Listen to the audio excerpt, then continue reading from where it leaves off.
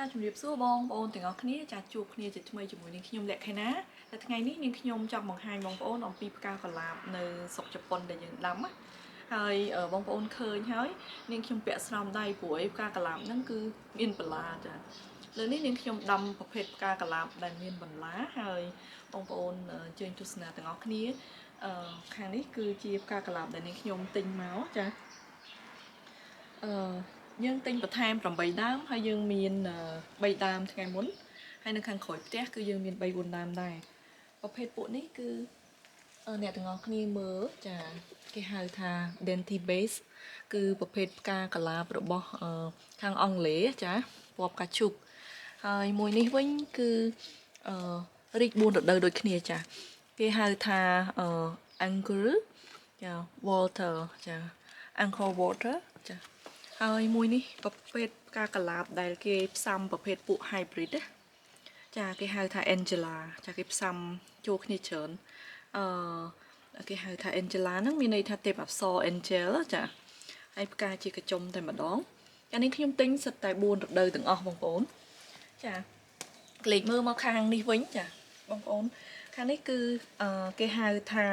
ចា Orange Mantina ចាគឺឈ្មោះប្រភេទពួកប្រាំងចាហើយមួយនេះពណ៌ក្រហមវិញម្ដងចាគេហៅថា Arute Shimo ចា Arute Shimo ចាឈ្មោះពិបាកបងប្អូនចាអានេះគឺ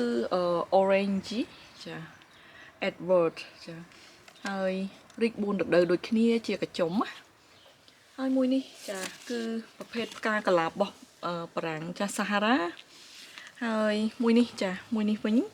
គឺពណ៌លឿងចាមានគៀនពណ៌ក្រហមតក្រូចគឺគេហៅថា Spectra ចាប្រភេទផ្កាកុលាបអស់នេះគឺយើងមានអង់គ្លេសហើយនិងបារាំងចានាងខ្ញុំគិតថាប្រហែលជានាងខ្ញុំចូលចិត្តផ្កាកុលាបប្រភេទពួកបារាំងច្រើនជាងដូចបងប្អូនឃើញស្រាប់នៅ background របស់នាងខ្ញុំចាខាងនេះចានាងខ្ញុំចងចាទំតែចងម្សិលមិញហ្នឹងឯងហើយមុតដៃខ្លាំងបងប្អូនយើងអត់ទាន់កាត់ទេដោយសារវានៅលាស់ត្រួយហើយនេះបងប្អូនកលេចមើលចាយើងមានឈ្មោះ Leonardo da Vinci ចាហើយនឹងមួយនេះចាពិបាកមែនតែនចាអានតាមឈ្មោះបារាំងចាPierudo Ronzaru ចាគឺមានប្រជាប្រិយភាពមែនតែនបងប្អូនគឺជាផ្កាកុលាបដែលនាងខ្ញុំពេញចិត្តស្រឡាញ់ជាងគេរបស់បារាំងដែរចាហើយនាងខ្ញុំដាក់ជួរនៅទីនេះតិចទៀតនាងខ្ញុំចង់ធ្វើទ្រើងឲ្យឡើងចាហើយបងប្អូនឃើញផ្កាកុលាបមួយទៀតដែលនាងខ្ញុំដាំនេះគឺជាប្រភេទកុលាបប្រាំងដែរនេះចា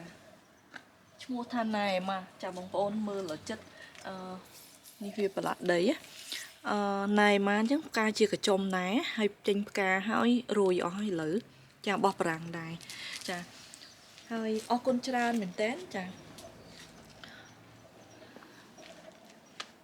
ចាអរគុណបងប្អូនសម្រាប់ការទស្សនាក៏ដូចជាការ Subscribe មកកាន់ Channel របស់នាងខ្ញុំយើងជួបគ្នានៅវីដេអូក្រោយជម្រាបលាបាយបាយ